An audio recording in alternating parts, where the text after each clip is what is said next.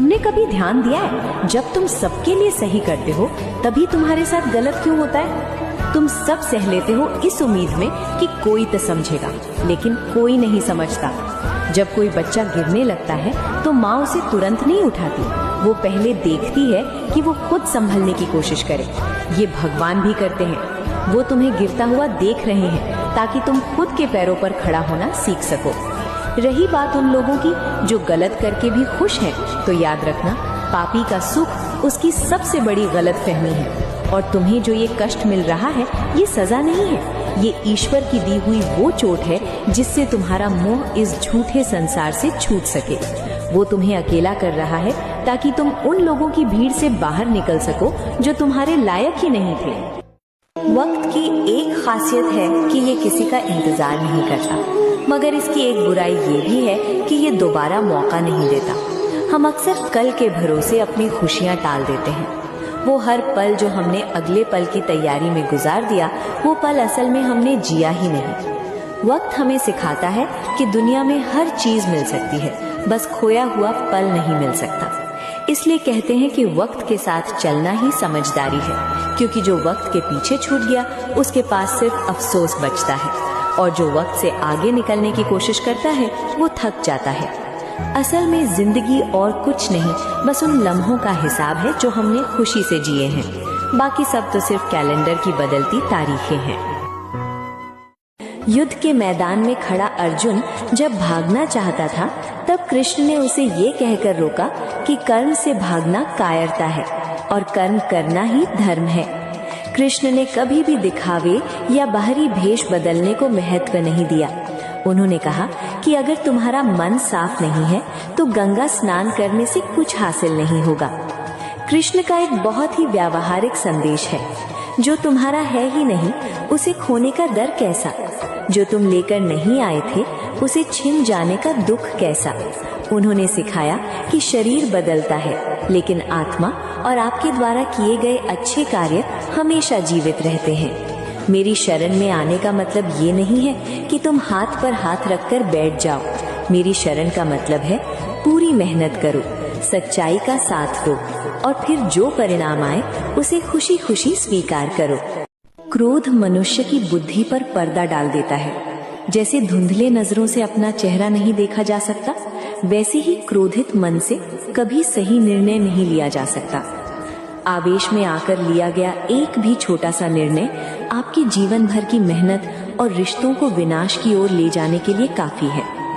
अर्जुन के सामने पूरी सेना खड़ी थी, लेकिन कृष्ण ने उसे लड़ने से पहले शांत होना सिखाया, क्योंकि जब मन शांत होता है तब हमें वो रास्ता दिखाई देता है जो भीड़ और शोर में छिप गया था।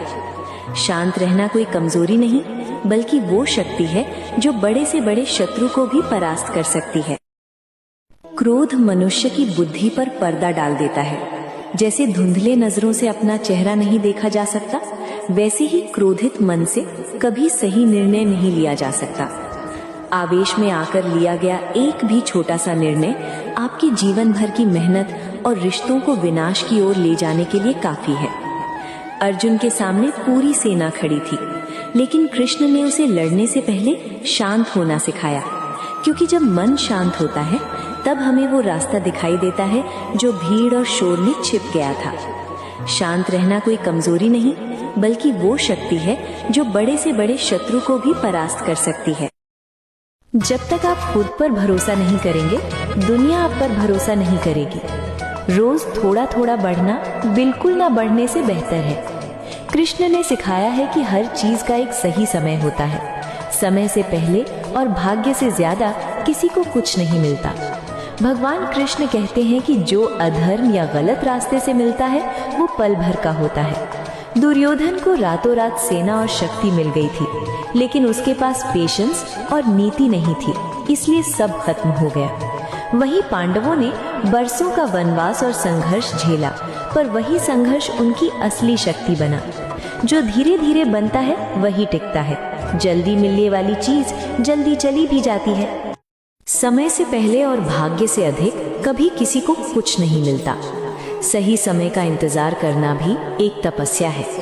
अक्सर हमारे दुख का कारण ये होता है कि हम दूसरों के जीवन को देखकर खुद को छोटा महसूस करते हैं। कृष्ण कहते हैं कि दूसरे के जीवन और कार्यों की नकल करके उसमें परफेक्ट बनने से कहीं बेहतर है कि आप अपनी खुद के नेचर और क्षमता के अनुसार कार्य करें, भले ही उसमें आप अभी थोड़े कम खुशी हो।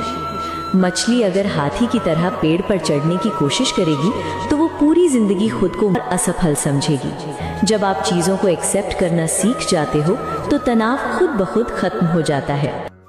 सच्चा मित्र वही है जो भीड़ में आपका हाथ छोड़ने के बजाय मुश्किलों में आपका साथ दे। महाभारत के युद्ध में जब अर्जुन मानसिक रूप से टूट गए थे और हाथ से धनुष छोड़ दिया था, तब श्री कृष्ण उनके साथ एक राजा की तरह नहीं बल्कि एक सारथी की तरह खड़े रहे। श्री कृष्ण ने भीड़ के सामने अर्जुन का हाथ नहीं छोड़ा बल्कि उनकी दुविधा को दूर किया। कृष्ण कहते हैं कि मित्र को आईना और परछाई जैसा होना चाहिए। आईना जो कभी झूठ नहीं बोलता, यानी आपकी गलती पर आपको टोकता है। परछाई जो कभी साथ नहीं छोड़ती, यानी मुसीबत के समय ढाल बनकर खड़ा रहता है। मित्रता का अर्थ ये नहीं कि आप किसे सबसे ज्यादा जानते हैं, बल्कि इसका अर्थ ये है कि संकट में कौन आपके सबसे करीब आया।